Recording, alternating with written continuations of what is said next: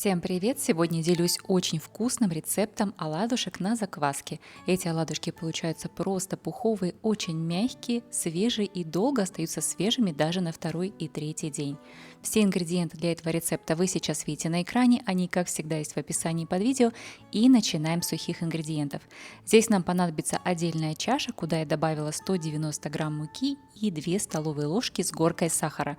Сюда же добавляем пол чайной ложки соли, 1 чайную ложку соды и 2 чайные ложки разрыхлителя. Все сухие ингредиенты хорошенечко перемешиваем венчиком так, чтобы не было комочков и масса стала воздушной. И на этом с сухими ингредиентами все. Отставляем чашку в сторону, берем другую чашку и добавляем сюда 240 мл теплого молока комнатной температуры. Сюда же я добавляю 2 яйца. Яйца лучше брать тоже теплые комнатной температуры. Нам также понадобится любое масло, можно брать растительное, у меня растительное 3 столовые ложки, либо можно подготовить сливочное растопленное масло. Его нужно будет тогда растопить и немного охладить. Также нам понадобится закваска. Закваска у меня сейчас на пике. По массе здесь должно быть 240 грамм. Закваска здесь у меня пшеничная, 100%. Я ее достала вчера вечером из холодильника, подкормила, и сегодня у меня уже достаточное количество. Как я уже сказала, закваска хорошая на пике. Закваска на пике всегда будет плавать в чашке у вас над поверхностью жидкости. Вот так, вот таким облаком. Перемешиваем все наши жидкие ингредиенты до тех пор, пока закваска полностью не разойдется в жидкости. Перемешиваем очень хорошо, чтобы не было никаких комочков нерастворенной закваски.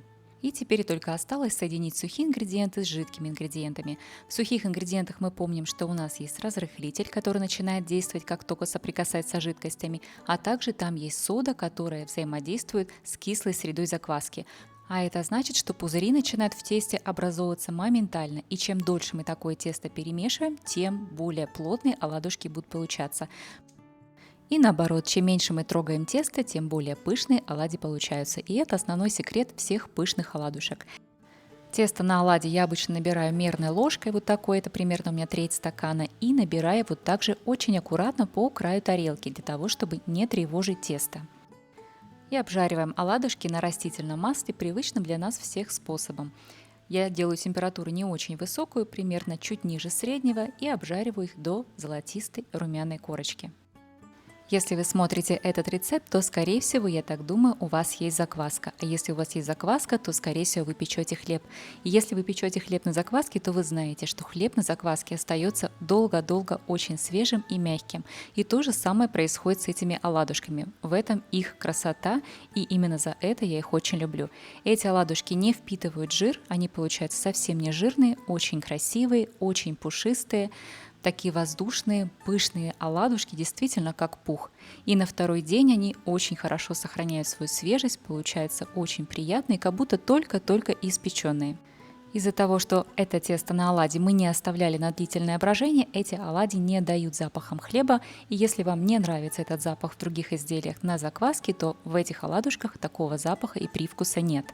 Оладушки получаются действительно очень вкусные, очень мягкие, особенно с небольшим кусочком масла и с кленовым сиропом или с медом, ну или с вареньем, кому как нравится. Действительно, оладьи очень вкусные. Если вы еще не вывели свою закваску и не знаете, как это сделать, у меня есть подробный рецепт, я оставлю его в описании под видео. А также у меня есть хорошая подборка хлебов на закваске и других рецептов на закваске, я их также оставлю в описании, можете посмотреть, если вам это интересно.